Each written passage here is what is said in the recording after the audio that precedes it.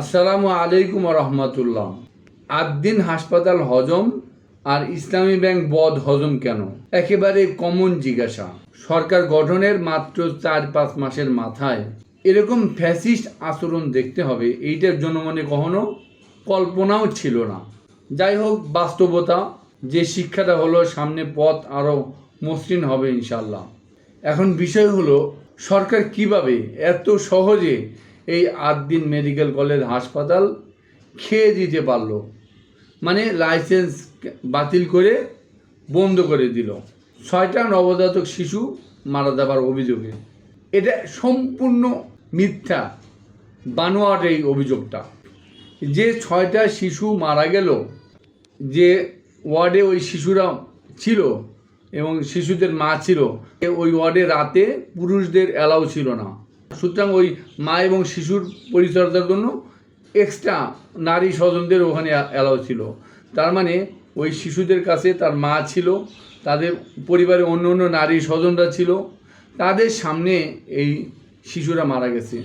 যদি এই শিশুরা মারা যাওয়ার ক্ষেত্রে হাসপাতালে কোনো দায় থাকে, অবশ্যই ওই শিশুদের মা এবং তাদের অন্য অন্য যে নারী স্বজন তাদেরও দায় আছে। কিন্তু কে এরা কেয়ার করে? কোনো কিছু তোয়াক্কা না করে, একেবারে গোয়ার্তুমি করে সরকার আইনি সুবিধা নেওয়ার সুযোগটা না দিয়ে রাতারাতি বৃহস্পতিবারের দিনে লাইসেন্স বাতিল করে ঘোষণা দিল এবং বন্ধও করে দিল। এটা কোন ধরনের গোয়ার্তুমি আর ফ্যাসিবাদী! সরকার একেবারে ফ্যাসিস্টের মাস্তুত ভাই হিসাবে এই কাজটা করেছে। এইভাবে একটা হাসপাতাল বন্ধ করে দেওয়া, লাইসেন্স বাতিল করা, একেবারে ফ্যাসিবাদী ছাড়া কিচ্ছু না। কিভাবে সরকার সম্ভব করলো? আসলে কি, আমরা যে জাতি বাংলাদেশের মানুষ আছি না, জাতিগতভাবে আমরা নেমো হারাম। আমরা গাদ্দার না হলে, নেমো হারাম না হলে, আমরা যে শেখ মুজিবকে, যে হচ্ছে এ যাবৎকালে নিকৃষ্ট ভারতের দালাল, তাকে আমরা জাতির পিতা বানাই। এটা কিভাবে হয় বলেন? আগের ভিডিওতে অনেকবার বলেছি আমি, শেখ মুজিবুর রহমান 1970-এর নির্বাচনে যখন অংশ নেয়, তখন কোরআন ছুঁয়ে ওয়াদা করছিল যে আমি কখনো 6 দফায় ফিরে যাব না। যেদিন শেখ মুজিব বিজয় হলো, পরদিন ঘোষণা দিল যে আমি 6 দফায় ফিরে গেলাম। শেখ মুজিবের এই নেমোখারামি, এই কারণে 71-এর এই রক্তাক্ত যুদ্ধ শুরু হয়েছে। শেখ মুজিব যদি নেমোখারামি না করতো, 71-এর রক্তাক্ত যুদ্ধ আমাদের দেখতে হতো না, ইতিহাস অন্যরকম হতো। অথচ আমরা তাকে জাতির পিতা বানাই।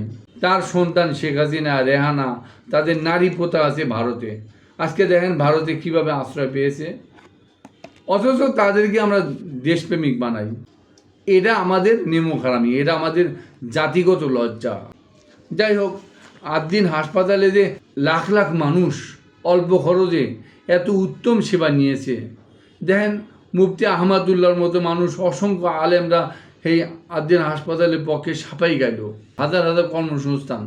এরপরে সরকার এত সহজে এই হাসপাতালটা খেয়ে দিতে পারলো। সম্ভব বলেন? হ্যাঁ সম্ভব। যারা সেবা নিয়েছে, 3 লাখ শুধু ডেলিভারি হয়েছে, আর লাখ লাখ মানুষ সেবা নিয়েছে, সব নেমোখারাম, সব মির্জাপুর, সবগুলো লোক গাদ্দার। এরা কেউ ভালো মানুষ না। ভালো মানুষকে আদ্দিন সেবা দেয় নাই।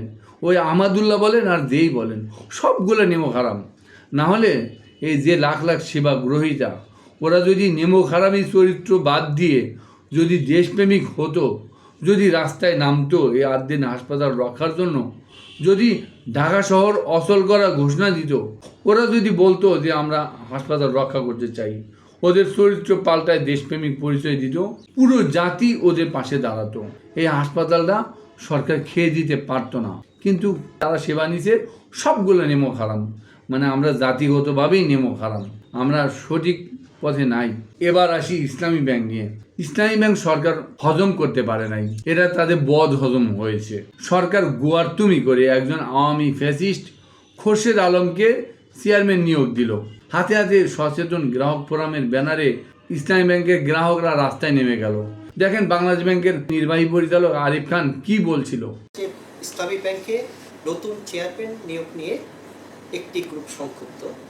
আজকে মিডিয়া মারফতে জানতে পারলাম যে ইসলামী ব্যাংক প্রধান কার্যালয়ের সামনে সচেতন গ্রাহক ফোরাম এই ব্যানারে একটি সংগঠন, তার চেয়ারম্যান নিয়োগটাকে বিরুদ্ধে তারা বিক্ষোভ প্রকাশ করছে এবং সেই বিক্ষোভকে কেন্দ্র করে ওই অঞ্চলে একটি অস্থিরতা বিরাজ করছে। এই বিষয়ে জিরো টলারেন্স প্রদর্শন করতে বলেছেন। যেহেতু ক্যাম্পাসের বাইরে যে কোনো ঘটনা সেটা বাংলাদেশ ব্যাংকের দেখার বিষয় না, এটা আইন শৃঙ্খলা বাহিনী দেখছে বিষয়টা, তারা এই বিষয়টাকে আয়ত্তে নিয়ে আসবে বলে বাংলাদেশ ব্যাংক মনে করে। মানে একেবারে ফ্যাসিস্ট বিপ্লব কুমার আছে না পুলিশ যে পলাতক, ওই ফ্যাসিস্টের মতোই হুবহু মিলে যায়। যারা ছাত্র আন্দোলনের নেতৃত্বে ছিলেন তারা কিন্তু বারবার বলছে যে এই ধরনের সন্ত্রাসী কার্যক্রম, এই নাশকতা, অগ্নি সন্ত্রাসের সঙ্গে তাদের কোনো ছাত্রদের কোনো সম্পর্ক নেই। একটি তৃতীয় পক্ষ, এখানে তৃতীয় পক্ষ আমি স্পষ্ট বলতে চাই, এখানে বিএনপি এবং জামাত তারা তাদের সমস্ত সন্ত্রাসীদের লেলিয়ে দিয়ে এখানে ব্যাপক পয়সা বিনিয়োগ করে, টাকা বিনিয়োগ করে তারা কিন্তু এই রাষ্ট্র এবং সরকারকে ক্ষতিগ্রস্ত করার জন্য, উৎখাত করার জন্য তারা কাজ করছে। তাদেরকে ধরার জন্য, তাদেরকে আইনের আওতায় আনার জন্য যত ধরনের ব্যবস্থা গ্রহণ করা প্রয়োজন আমরা সর্বোচ্চ ব্যবস্থা গ্রহণ করেছি এবং করব। আইনের সর্বোচ্চ ব্যবহার করতে আমরা কিন্তু পিছপা হব না। আমরা যখন যেখানে যা প্রয়োজন আমরা সেই ব্যবস্থা গ্রহণ করব। কোনো উপায়ে এই বাংলাদেশকে, বঙ্গবন্ধুর বাংলাদেশকে কোনোভাবেই এই বিএনপি জামাতের হাতে, এই নৃশংসতাকারীদের হাতে, নাশকতাকারীদের হাতে ছেড়ে দেওয়া যায় না। সেখান থেকে সেই সুর থেকে আল্লাহ ইসলামী ব্যাংকে রক্ষা করেছে। ইসলামী ব্যাংকের যে সচেতন গ্রাহকরা তারা রাস্তায় নেমেছে, তারা আন্দোলন করেছে, তারা খাঁটি দেশপ্রেমিক। জুলাই যে শহীদ হয়েছে না, জুলাই যে যোদ্ধারা আছে না, একেবারে ইসলামী ব্যাংকের সচেতন গ্রাহকরা, আন্দোলনকারী, এরা একবারে জুলাই যোদ্ধার মতো নিজেকে বিলিয়ে দিয়ে দেশপ্রেমের পরিচয় দিয়েছে, ইসলামী ব্যাংকের রক্ষায় রাস্তায় নেমেছে। সরকার এখন সুর নরম করেছে, ফ্যাসিস্ট খোরশেদ আলমের নিয়োগ বাতিল করেছে, নতুন বোর্ড গঠনের জন্য রাজি হয়েছে। দেখেন এখন সুর শোনেন।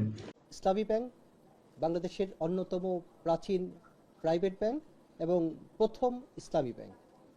বাংলাদেশের মানুষ যারা ইসলামী ধ্যান ধারণায় এবং চেতনায় বিশ্বাসী, তারা এই ব্যাংকটির সাথে ব্যাংকিং করতে স্বাচ্ছন্দ্য বোধ করে। একসময় বাংলাদেশ ব্যাংকও চিন্তা করে দেখলো যে একটা স্থিতিশীল ইসলামী ব্যাংক যদি আমি এনশিওর করতে চাই, তবে চেয়ারম্যান পরিবর্তনের সিদ্ধান্তটাও বাংলাদেশ ব্যাংকের পরিবর্তন করা দরকার। সেই মোতাবেক একজন বাংলাদেশ ব্যাংক থেকে একজন ঊর্ধ্বতন কর্মকর্তাকে নিয়োগ দেওয়া হয়েছে। উনি পর্ষদের বিকল্প হিসেবে কাজ করছেন। আমরা আশা করছি দ্রুততম সময়ে একটি নিরপেক্ষ, সৎ এবং যোগ্য ব্যক্তির সমন্বয়ে একটি পূর্ণাঙ্গ পর্ষদ ইসলামী ব্যাংকের জন্য দেখতে পাবো। যাক, আলহামদুলিল্লাহ ইসলামী ব্যাংক রক্ষা হয়েছে।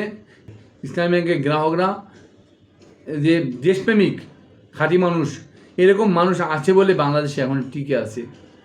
এদেরকে স্যালুট জানাচ্ছি এবং তারা ইসলামী ব্যাংকে রক্ষা করেছে।